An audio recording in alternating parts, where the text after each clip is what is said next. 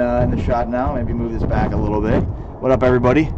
I'm Ari Temkin, and we are live at the Star in Frisco, where Cowboys practice is over for the day today. As you can tell, I'm a wee bit bundled up because I am frigid here in the frozen tundra that is currently Dallas, Texas.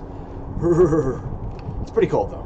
Not gonna lie, even by my standards. And now I'm trying to. What did I do with my phone? Did I just drop my phone somewhere?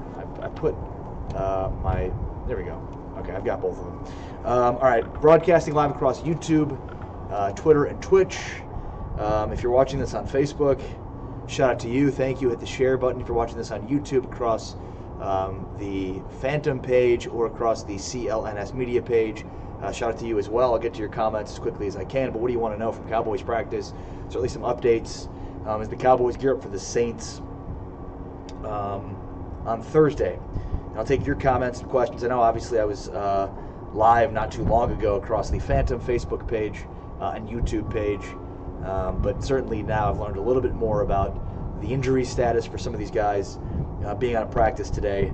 So yeah, what do you want to know?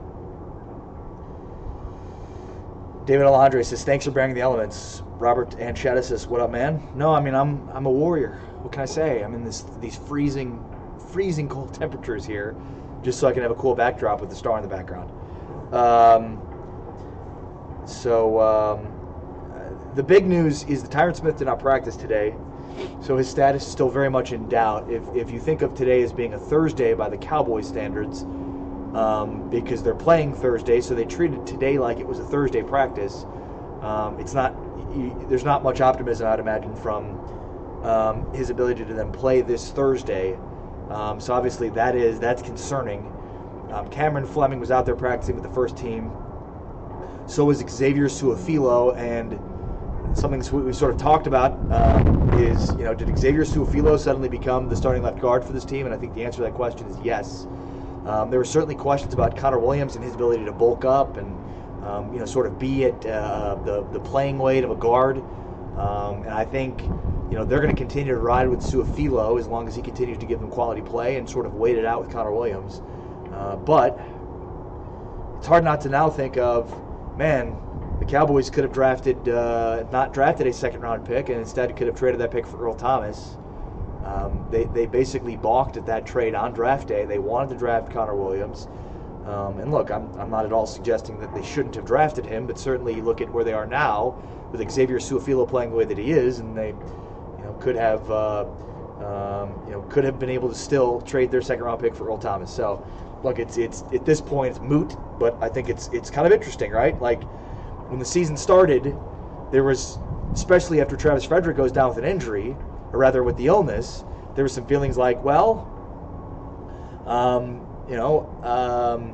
it's a good thing that they went and drafted Connor Williams in the second round and gave themselves some sort of an insurance policy with Frederick because of an injury to the interior lineman, I should say. So, I think, again, it's just interesting because we thought at the time, like, man, what a great pick that they ended up doing that. What a great job not trading that pick for Earl Thomas.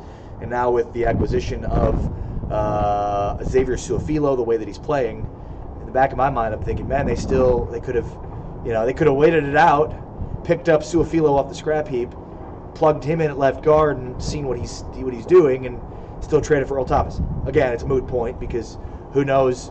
Connor Williams could end up being a All-Pro guard for years to come, but obviously this year now, Xavier Su'a-Filo seemingly for the rest of the season or until Su'a-Filo's magic runs out.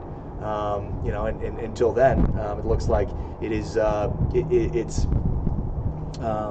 Su'a-Filo's job until Connor Williams can get in the weight, in the weight room, bulk up, and get his playing weight up. I'm Ari Temkin. You can catch me on the Dallas Cowboys pre- and post-game show on 105.3 The Fan, and of course, you can catch me streaming live every single day right here on Phantom.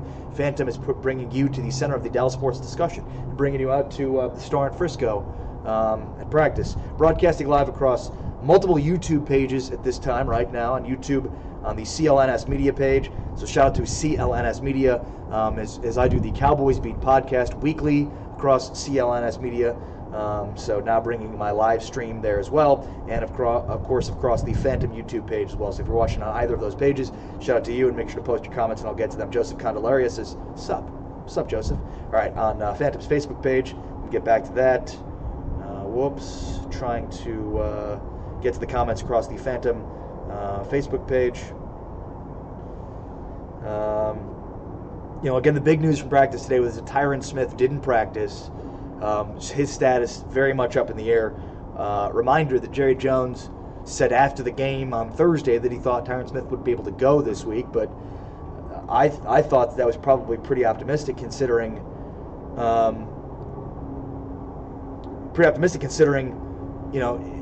he wasn't able to go this week with the neck stinger, and the fact that he wasn't able to go this past week. Again, given that it was sort of a must-win, and we know Tyron Smith, what he's played through over the years, that is alarming.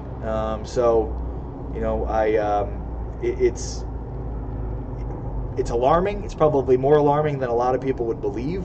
And look, I think Cameron Fleming did a good job last week. They did a good job in helping him. Noah Brown, and as I talked about, kind of chipping off the edge. So they'll have to continue to do that this week. And again, I'm not saying he's been ruled out by any stretch of the imagination, but the fact that he's not practicing today is a pretty good indication that it's going to be tough to see if he practices tomorrow. But tomorrow's like a Friday during the week, so you kind of have to go on how their week changes when they play these consecutive Thursday games. So a Monday like today is a Thursday when you're extrapolating it out to the normal week is a Sunday.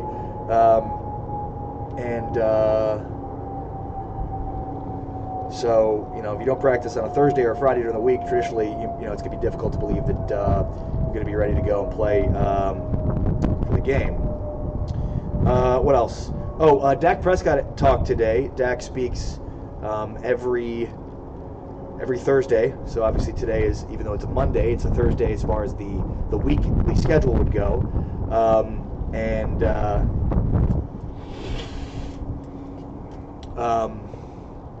Drew, so he actually spoke about a friendship that he has with Drew Brees, which I guess is kind of a surprise, but just talked about how nice of a guy he was, how helpful he's been.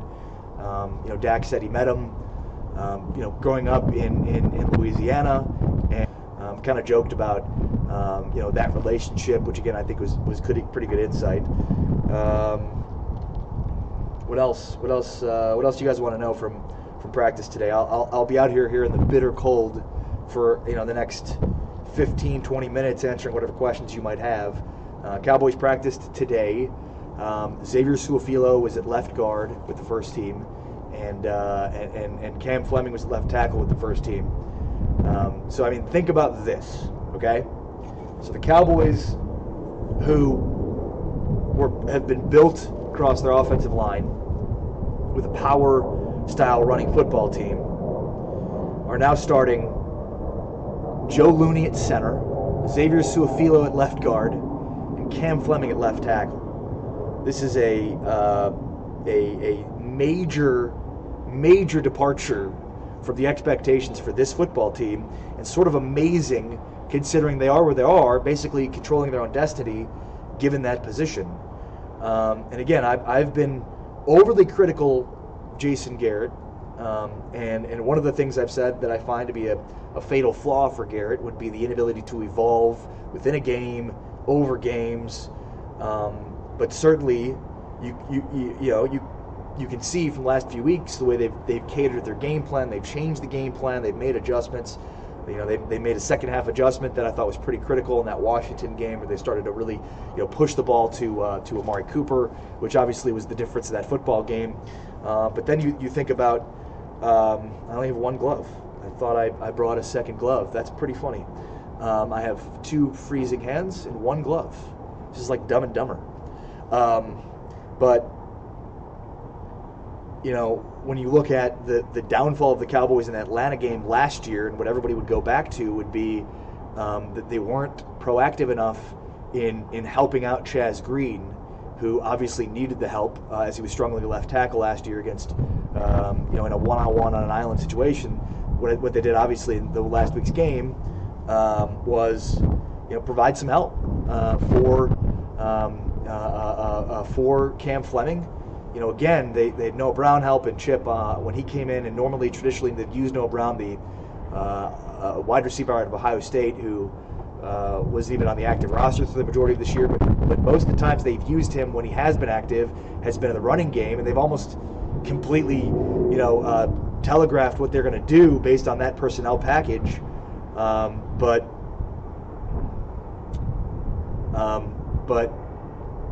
they used him more to help Chip, and obviously even in the Washington game as well. In the Washington game as well, in the passing game, which was a good departure from what we'd seen before. All right, hit the share button if you've not yet already. I'm Ari Temkin. You can catch me on the Dallas Cowboys pre- and post-game show on 105.3 The Fan. And of course, I try to stream every time I come out here for practice. Traditionally, that's Thursdays. Today being a Monday, but a Thursday in the Cowboys world, it was easy for me to make it out here. I'm going to try to make it out tomorrow. We'll see what happens. But answering your questions, Jay Navarro says, late, anything we need to know about practice today? Yes. The big thing from practice today was that Tyron Smith was not out there practicing. He was not practicing. They had Cam Fleming running with the first team. I think that's an important factor from practice today to note. So your left tackle at practice with the first team was Cam Fleming. Your left guard with the first team was Xavier Su'a-Filo, even though Connor Williams is available to play. The other thing from practice to note, or rather, I know Patrick Prescott was asking about David Irving. Really, nothing on David Irving. I don't expect, he didn't practice. He's not going to play this week. I think it's optimistic to think he'll even be ready to play next week, but that's the game. Certainly, you'd circle on your calendar to see about him playing. Irving, the high ankle sprain, it was a 2 to 4 week prognosis. We're right in that 3 week window. We're closing in on that 3 week window. And by the time we get to that Eagles game, it'll have been 4 weeks. So we'll see if he's available for that Eagles game. I'm not so sure there's any indication that he will be. What else? Let me check it on YouTube. Solar, a.k.a. Mr. Cowboy, a.k.a. Solar. Irvin is all we need back. Let's see here. Eagle Alien says the resting Tyron, giving Fleming reps just in case Tyron isn't ready physically. I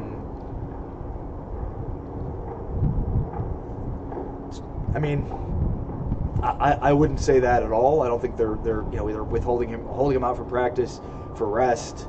I think the fact that he's not practicing gives you a decent indication that he's probably not going to be available to play on Thursday. Again, that I'm not reporting he's not going to play, and I don't know that it's 100%